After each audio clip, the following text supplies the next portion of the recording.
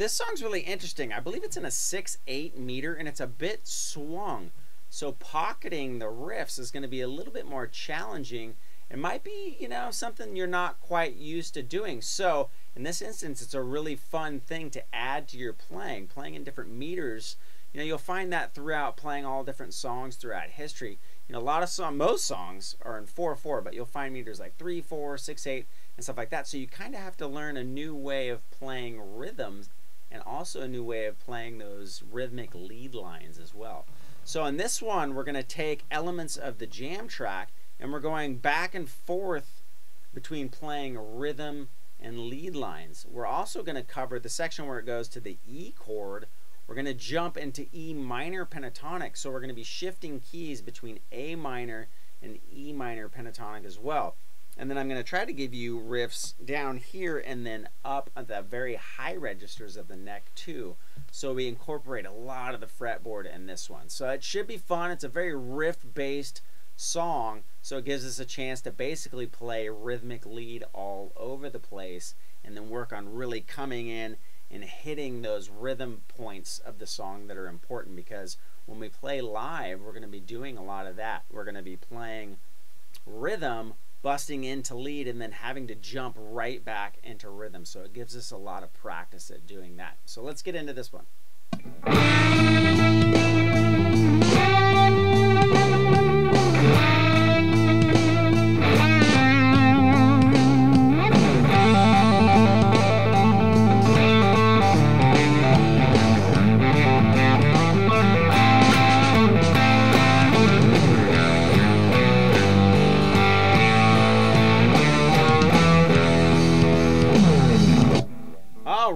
So for that first little lick we did, it's going to take up the space of the whole first part of the song until we get into the, where we'll do a whole different base of riffs. What we're going to do is we're going to start with a unison bend on the G and the B, and we're going to start from the 7th fret. We're going to bend that a whole step while hitting the B 5th fret. Now we're going to take our time getting there, because we want that tension of the strings getting closer and closer to the same pitch. And then we're going to take that same style of bend, but we're going to shift up to the 10th and the 8th frets. And then come back to where I'm going to finish it up by going. So that is just going to be a bend on the 7th fret G. Alright, and we're going to do some vibrato for like 5.5 minutes right there before we get to the next part. So let's go over that with the music.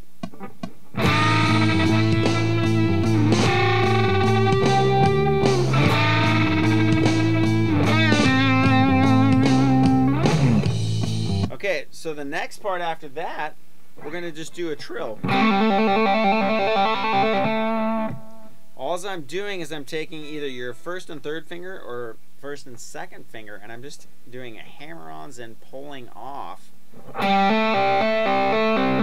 from 5 to 7 back to 5, and I'm just picking it one time.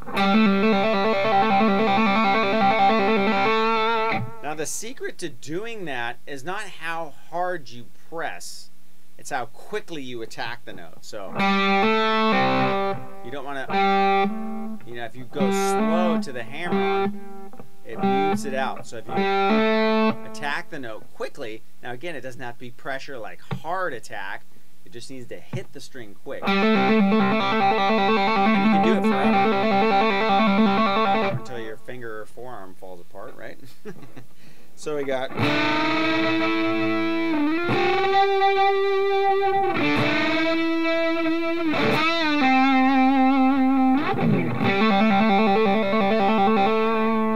Okay, so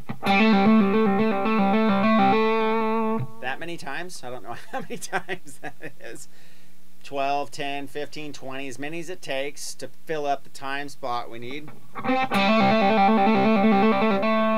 then I'm going to go.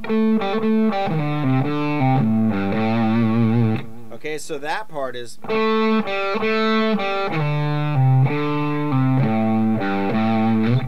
So So what I've done is I've started to get back in the feel of the rhythm of the song. Okay, and I've kind of fallen into that style. I'm actually playing some of the same notes as the rhythm track behind me, but I'm going to take that idea and I'm going to go through my pentatonic scale. So we got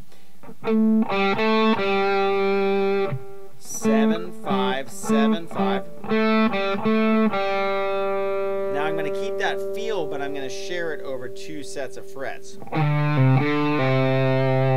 Okay, so whereas before we did it on 1 string between 2 notes, I'm going to keep that same feel, but I'm going to slide into my first note. Okay, and that's going to be a slide from 7 to 5 and a pull off to 3. And then I'm going to come up to the low E string and go 5 3 5. So we got.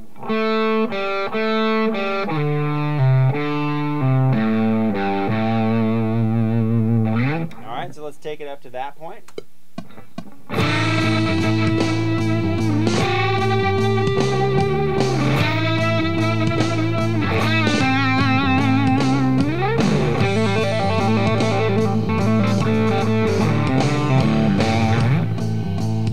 Okay, so from that point, we're going to do a...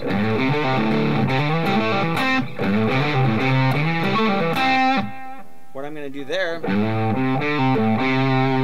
I'm going to slide in on the E, 3 to 5, and then go down to the A string where I'm going to do a hammer on and pull off. So I got...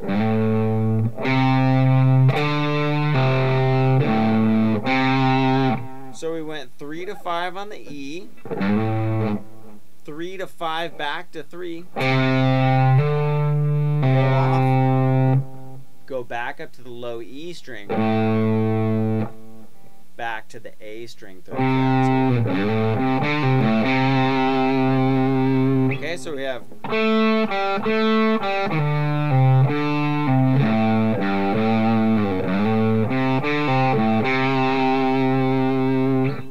carry on with that thing. So we're going to slide from the 5th fret to the 7th fret on the A now.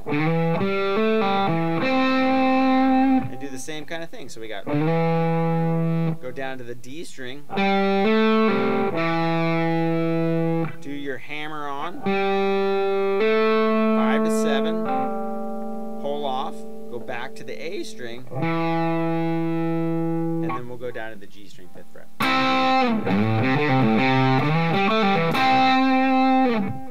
Alright, so let's get up to that point.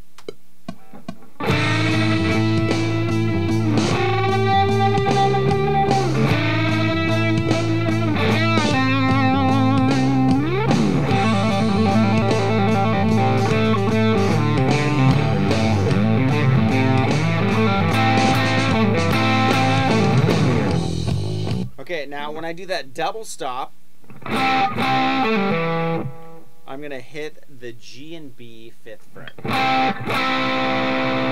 And then I'm going to pull off from 7 to 5 on the D string.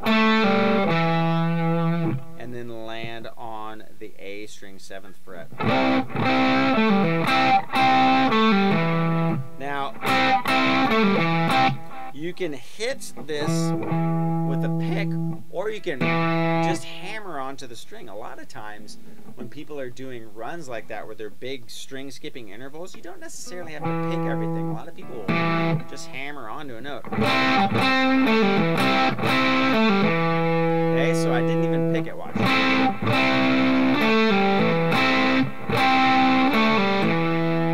Alright, so... And then I'm just going to slide. So when we do the...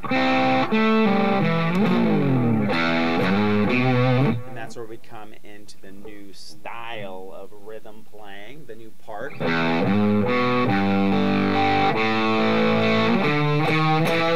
Okay, so let's check this out with the track.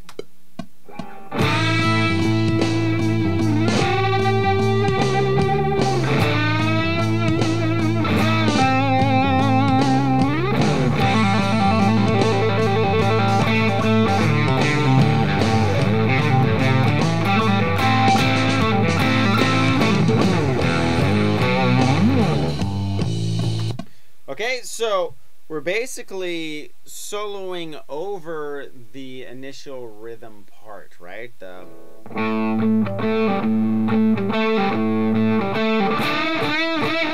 Which we could also do that part and play some other of those little unison bends and stuff like that, riffs in between that, which we'll do in just a minute. But for this part, it takes the whole first part of the song into the next part of the song, which is where we're actually going to change to that key shift to E minor. And we'll do some riffs in E minor to compensate for that key change. So let's check that out.